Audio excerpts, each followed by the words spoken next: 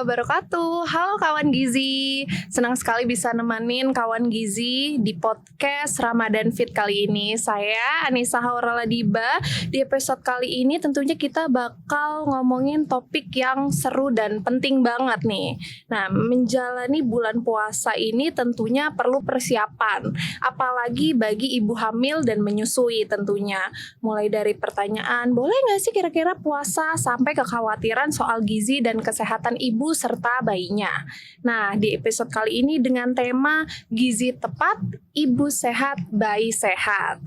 Kali ini pembahasannya tentunya kita akan bersama narasumber yang sangat hebat hari ini yang sudah hadir bersama kita, Dr. Elsina Peters SPOG.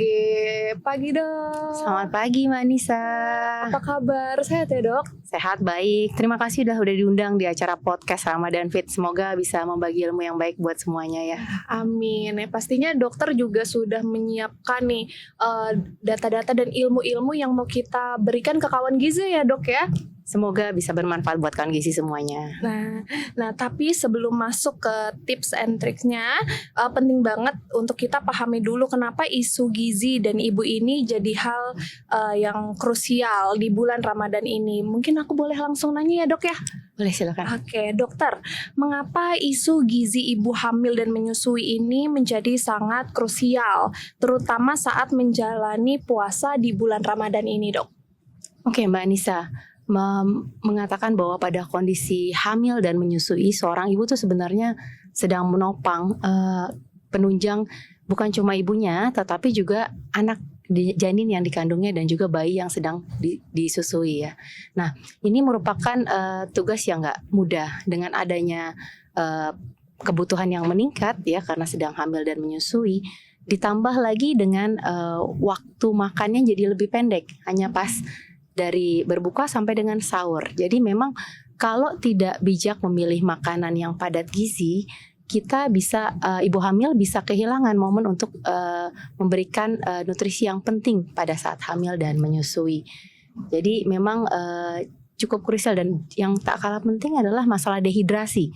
Dehidrasi itu sering terjadi pada saat berpuasa.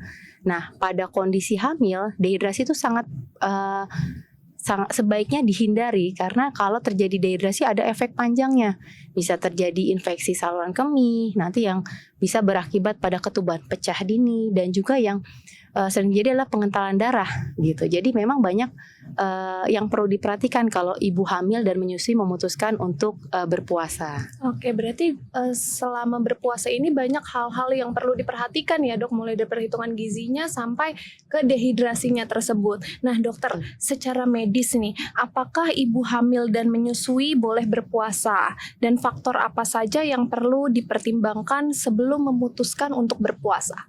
Oke, dari banyaknya beberapa penelitian yang meneliti tentang efek berpuasa pada ibu hamil dan menyusui, memang tidak terbukti bahwa berpuasa itu dapat berefek negatif pada janin atau bayi yang sedang disusui. Tapi catatannya ini hanya pada ibu hamil dan menyusui yang sehat, kondisinya baik gitu. Jadi memang ada beberapa faktor resiko yang mesti dilihat kalau misalnya ibu hamil dan menyusui memutuskan untuk berpuasa. Yang pertama mungkin dari trimesternya nih. Trimester berapa nih ibu hamil memutuskan untuk berpuasa? Misalnya trimester 1 kita tahu adanya pengaruh hormon beta HCG membuat mual muntah tuh lebih sering dan juga lebih picky eater gitu. Jadi kalau udah waktunya pendek buat makan terus banyak mual muntahnya berlebihan, itu pasti akan jatuh ke dehidrasi. Mungkin sebaiknya pada trimester 1 yang disertai dengan mual muntah berlebihan, ibu hamil menunda dulu untuk tidak berpuasa. Atau pada saat trimester 3 juga kebutuhan kalorinya meningkat gitu, jadi lebih cepat lapar gitu.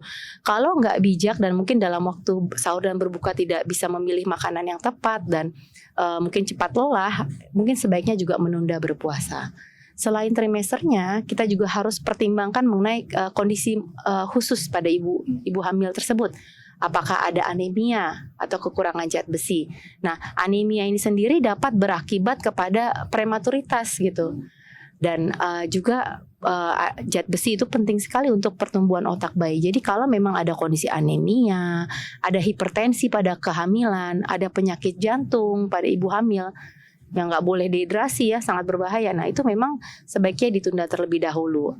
Atau misalnya nih sudah menjalani berpuasa ternyata ada keluhan yang pusing berlebih sampai mau pingsan, terus sampai pipisnya tuh udah berwarna pekat sekali karena sudah dehidrasi. Mungkin sebaiknya tidak berpuasa terlebih dahulu. Seperti itu. Berarti untuk ibu hamil kita harus lihat dulu nih dok, waktunya itu yang tepat kapan dan kondisi sebelum berpuasa itu sudah memungkinkan untuk berpuasa atau belum ya. Betul. Jadi tadi juga mungkin perlu di-note. Jadi ada beberapa zat nutrisi yang penting masuk gitu di saat di saat-saat tertentu. Misalnya pada trimester pertama asam folat tuh mesti tercukupi kebutuhannya. Kalau dia mulai muntah berlebihan gitu dan nggak bisa cukup masuk intake-nya, apalagi suplemennya nggak bisa masuk, mungkin perlu kita tunda dulu. Jadi pastiin dulu ibunya tuh seger dulu, sehat dulu, baru memutuskan untuk berpuasa. Kalau misalkan untuk ibu menyusui, apakah persiapan juga sama tuh dok? Nah, ibu menyusui juga nih ya kita mesti lihat-lihat lagi nih. Kalau di 6 bulan pertama, kalau ibunya memutuskan untuk ASI eksklusif, jadi bayinya itu hanya mendapatkan intake dari air susu ibu. Jadi kalau memang ibunya memutuskan untuk 6 bulan dan saat itu dia sedang berpuasa, mungkin akan resiko dehidrasi, lebih cepat lelah karena anaknya pasti menyusui cukup sering ya. Di 6 bulan pertama bisa sampai 6-8 kali sehari. Nah, memang sebaiknya di saat-saat seperti itu ibu harus lebih bijak apakah memang sanggup gitu dan apakah kecukupan nutrisinya cukup atau tidak gitu. Kalau sanggup aja kadang-kadang semua orang bilang sanggup dan kuat gitu. Jadi kita harus lihat lagi apakah bayinya tuh nggak ada berat badannya naik nggak bayi yang kita susuin gitu. Kalau berat badannya nggak naik, terus tiba-tiba ada tanda-tanda dehidrasi, misalnya popoknya kok jadi jarang basah nih gitu karena mungkin pipisnya kurang, itu tanda kecukupan ASINya juga kurang gitu. Jadi kita mesti lihat lagi. Kalau berat badan bayinya nggak naik ya kita mesti pertimbangkan lagi. Oke, gitu. Berarti untuk ibu hamil dan menyusui ini pertimbangannya agak cukup banyak ya dok ketika ingin memulai berpuasa. Nah, gimana nih dok? Bagaimana dampak kecukupan atau kekurangan gizi ibu terhadap kesehatan janin dan bayi selama kehamilan dan menyusui? Nah, kalau kita bicara mengenai zat gizi atau nutrisi ya, kalau ibu hamil atau menyusui makan tuh bukan sekedar enak dan kenyang ya. Yang paling penting apakah nutrisinya tercukupi atau tidak. Karena kita tahu bahwa makanan yang ibu hamil makan itu adalah fondasi untuk pembentukan organ-organ bayi gitu.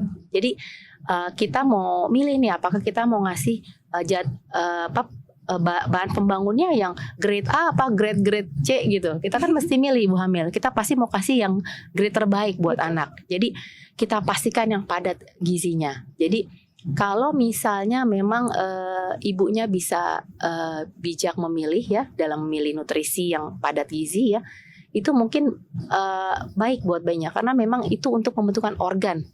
Untuk pembentukan organ otak bayi, pembentukan sel darah bayi, tulang bayi, giginya bayi. Jadi kita harus pilih yang terbaik gitu.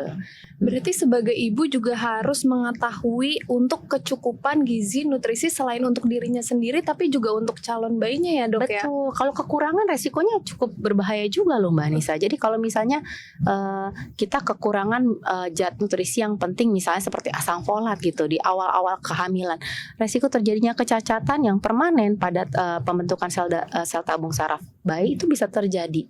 Atau misalnya kalau misalnya dikurangan zat besi, resiko anemia yang membuat oksigen yang membawa oksigen ke otak bayi berkurang, kecerdasan bayinya juga bisa berkurang dengan hal seperti itu. Jadi memang kita harus benar-benar bijak dalam menentukan nutrisinya. Nah, dok, tadi kita udah ngomongin soal kecukupan atau kekurangan gizi. Nah, apa sih dok prinsip dasar gizi seimbang yang harus dipenuhi ibu hamil dan menyusui selama berpuasa? Nah, mungkin prinsipnya ini kita harus pastikan energinya cukup, kalorinya cukup. Jadi karena ibu hamil karena memang menopang bayi yang dikandung dan juga buat ibu menyusui ada peningkatan kebutuhan kalori. Pada ibu menyusui mungkin sekitar 330 sampai 400 kilokalori per hari. Nah, itu harus dipertimbangkan cukup energinya. Proteinnya juga sebagai zat pembangun itu harus dicukupin. Jadi cukup energi, cukup protein, dan yang gak kalah penting mikronutrisi yang penting buat kunci dalam pembangunan organ-organ bayi ya. Terus yang gak kalah penting juga adalah hidrasi atau cairan nih, karena kadang-kadang lupa minum. Yang penting makan dulu. Padahal ini juga penting. Ibu hamil dan menyusui jangan sampai jatuh ke kondisi dehidrasi gitu. Jadi nanti bisa dibagi itu cairannya gimana caranya dibagi dalam waktu-waktu non puasanya. Oke, berarti itu yang harus diperhatiin ya dok ya. Tadi ada nutrisi, terus sampai dehidrasinya juga perlu kita hitung biar mampu selama bulan Ramadan itu menjalani puasa. Nah, nutrisi apa aja sih dok yang paling krusial? Misalnya seperti protein, zat besi, asam folat atau kalsium, dan bagaimana cara memenuhinya saat sahur dan berbuka nih? Tadi mungkin sudah saya sempat sebutkan ya, bahwa memang zat nutrisi yang paling penting tuh ada beberapa. Seperti protein, ini merupakan zat pembangun. Nah, protein ini harus ada saat kita berbuka puasa atau sahur. Nah, jadi usahakan ada proteinnya. Karena waktunya sedikit, kita pilih yang cepat diserapnya, yang dari protein hewani mungkin. Nah, kalau memang protein yang dipilih protein nabati, mungkin kita bisa tambahkan dengan vitamin C. Vitamin C bisa dari jeruk, dari stroberi. Nah, itu bisa membantu penyerapannya. Nah, kalau minum zat besi juga jangan lupa sampai kita tambahkan di saat perut kosong, itu juga bagus untuk membantu penyerapannya. Nah, kebutuhan zat besi itu sekitar 27 mg ya per hari. Nah, itu juga harus dicukupi. Yang ketiga adalah asam folat. Nah, asam folat ini cukup sensitif terhadap waktunya gitu. Jadi kalau kita kekurangan asam folat di 3 bulan pertama kehamilan, ini cukup bahaya. Kebutuhannya mungkin sekitar 600 mikrogram per hari. Nah, dari makanan mungkin kita nggak bisa dapat segitu banyaknya, paling cuma sekitar 200 mikrogram. Makanya suplementasi perlu ditambahkan pada ibu hamil. Jadi waktu berpuasa juga usahakan suplementasi yang diberikan oleh dokter untuk tetap dikonsumsi. Dari protein, zat besi, lalu juga asam folat, vitamin B12 juga, terutama buat ibu menyusui, itu jadi peningkatan untuk pembentukan sel-sel otak bayi. Nah, itu banyak didapatkan di protein hewani. Kalau ibu-ibu yang vegetarian mungkin bisa ditambahkan dari suplementasi gitu ya. Juga omega 3 buat pembentukan otak bayi juga mesti ditambahkan gitu. Jadi dari ikan-ikanan itu. Ini banyak ikan, kita pilih ikan yang segar tentunya dan yang mungkin rendah dengan kadar merkuri. Jadi bisa dipilih dari ikan kembung, ikan salmon gitu ya. Itu bisa ditambahkan. Oke, berarti tadi untuk para ibu-ibu atau calon ibu kawan gizi ini ya dok ya, tadi mulai dari protein juga harus diperhatikan, proteinnya apa pada saat berbuka dan sahur, terus kemudian zat besinya juga ada perhitungannya, asam folatnya juga, dan yang paling penting itu bisa ditambahkan melalui suplemen ya dok ya, biar itu semua terpenuhi. Betul, nah suplemen ini jangan sampai ketinggalan karena ditakutkan ada yang kurang dari mikronutrisi dan vitamin dan mineral yang dibutuhkan oleh ibu hamil. Oke, nah nih dok, bagaimana pengaturan waktu makan dan minum yang ideal agar ibu tetap bertenaga dan terhindar dari dehidrasi ini nih dok? Nah, ini penting sekali nih, pokoknya harus benar-benar bijak. Jadi kalau kadang-kadang kan kalau puasa itu yang hype itu adalah takjilnya. Betul. Nah, takjil ini sebenarnya karena cenderung manis ya, kebanyakan adalah manis, memang jadinya menaikkan gula darah dengan sangat cepat. Jadi menimbulkan rasa kenyang. Nah, padahal kita butuh makan yang padat gizi. Jadi selain dia cepat menaikkan gula darah, banyak kali dari takjil itu minum dengan nutrisi. Saya nggak bilang semua ya, mungkin ada juga takjil yang kaya dengan padat gizi ya, tapi kalau cenderung manis itu hanya mengenyangkan tapi minim dengan zat gizinya. Jadi kita harus usahakan untuk menunda dulu makan seperti itu. Kita utamakan dulu makan yang utama. Jadi misalnya kalau kita mau berbuka, kita bisa langsung minum dulu ya, karena untuk menghidrasi dulu. Karena tanpa kita sadari pasti cairan kita berkurang. Kita hidrasi tubuh kita dulu dengan 1-2 gelas air putih. Ya, setelah itu mungkin bisa makan makanan yang manis, tapi yang mungkin tidak menaikkan gula darah secara cepat. Misalnya kurma itu merupakan pilihan yang baik ya. 2 kurma saat berbuka puasa. Mungkin kita tunggu sebentar sampai lambungnya untuk siap. Kita bisa makan dengan sop hangat. Sop hangat bisa ditambahkan dengan sayur-sayuran yang mungkin yang pasti mengandung banyak sekali mineral dan vitamin. Misalnya sop kentang, ditambah wortel, ya kan, ditambah brokoli itu bagus sekali gitu. Nah, terus juga bisa setelah itu dengan protein. Protein ini harus selalu ada di sahur dan berbuka. Nah, mungkin proteinnya bisa divariasikan dari ayam, ikan mungkin untuk ibu hamil mungkin cuma 2-3 kali seminggu ikan laut ya, dan pastikan yang rendah merkuri. Jadi ikan kembung gitu boleh, atau ikan-ikan air tawar juga boleh, lele itu juga bagus ya. Lalu ditambahkan dengan tahu tempe gitu ya. Lalu jangan lupa juga dengan sayur dan buah seperti isi piringku yang disarankan oleh makanan utamanya seperti isi piringku yang disarankan oleh Kemenkes ya. Jadi udah tahu ya Mbak Anissa ya isi piringku ya. Iya, Ini pasti kawan-kawan gizi juga udah pada tahu. Udah nih, tahu Dok. ya, itu Iya. banyak di pelajaran sekolah sekarang ya. Jadi setengah piring tuh dari sayur dan buah-buahan. Kenapa? Apalagi buat ibu hamil. Sayur dan buah-buahan tuh mengandung vitamin dan mineral yang mungkin gak kelihatan kasat mata, tapi itu bagus banget buat pertumbuhan janin. Nah, 1/4-nya lagi kita pakai protein dan 1/4-nya lagi dengan karbohidrat yang baik gitu. Bisa nasi, bisa juga dengan kentang gitu. Berarti buat ibu-ibu hamil dan ibu-ibu menyusui, kalau misalkan di bulan Ramadan ini sedang mengandung dan menyusui, di stop dulu war takjilnya ya Dok ya. Jadi boleh, lebih pilih-pilih. Tapi mungkin kalau Lebih habis pilih-pilih ya? setelah makanan utama yang padat gizi itu setelah Iya. selesai, jangan sampai Jangan takjilnya duluan, takut kenyang duluan. keburu kenyang ya Dok Iya, ya. betul. Apalagi takjil itu di Indonesia cenderung dengan yang manis-manis. Betul. Iya, jadi itu dihindari dulu dan dipilih-pilih ya Dok ya, pasti Benar. takjilnya itu seperti Sama cairan apa. juga jangan lupa loh Mbak Oh, Anissa. iya. Nah, cairannya itu juga harus dibagi gitu, karena mungkin apalagi kalau dingin gini kadang-kadang kita merasa kita tidak haus, padahal tubuh tetap butuh cairan yang cukup. Jadi mungkin dibagi di saat berbuka 1-2 gelas, setelah itu setelah sholat taraweh 1-2 gelas, dan sebelum mau tidur dan saat sahur gitu. Jadi harus dibagi secara konsisten, jangan sampai kita dehidrasi.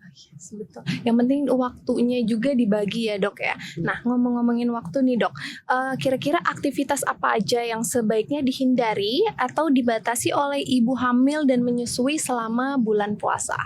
Oke, memang kalau untuk tetap bergerak itu memang sangat dianjurkan pada ibu hamil dan ibu yang menyusui. Tetapi memang kalau saat berpuasa kita harus bijak.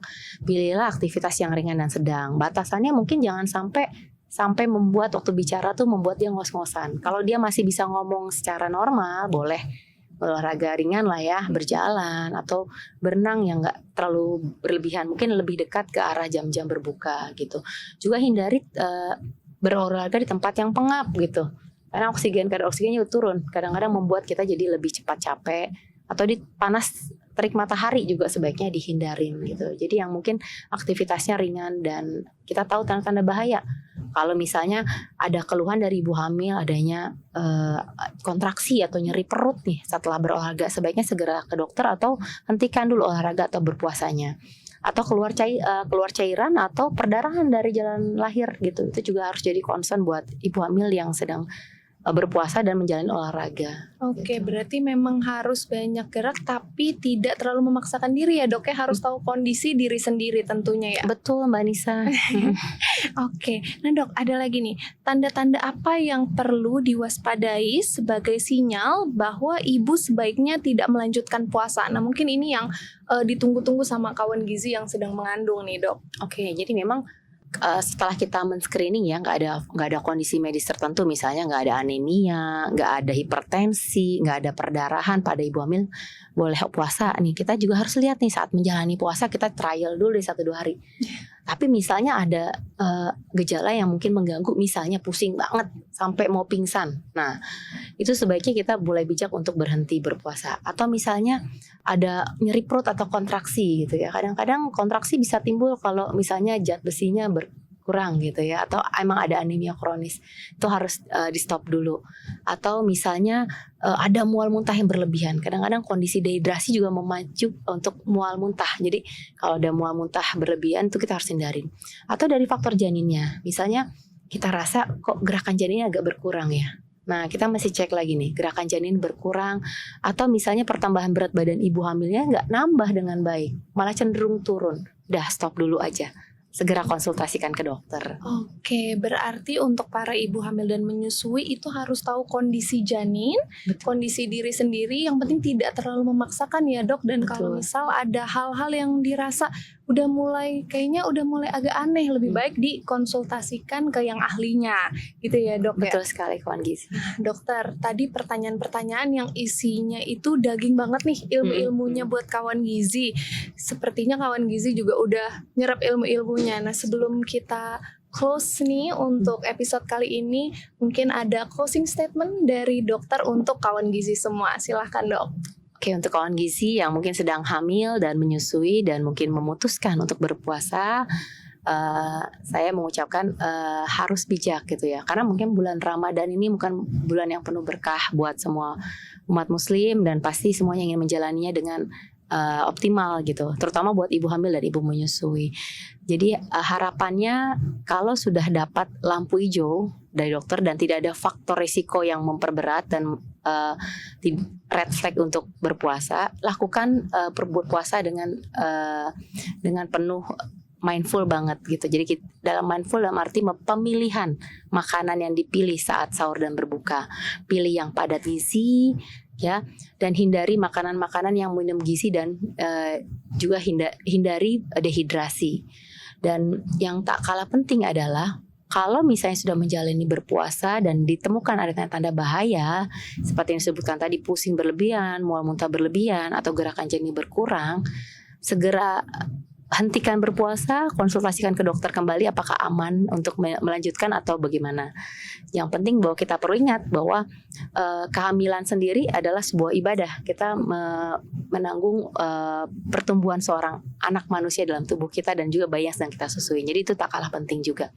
Dan saya juga mengucapkan selamat menjalankan ibadah puasa buat semua kawan gizi yang menjalankan. Semoga berkahnya meliputi semua kita semua.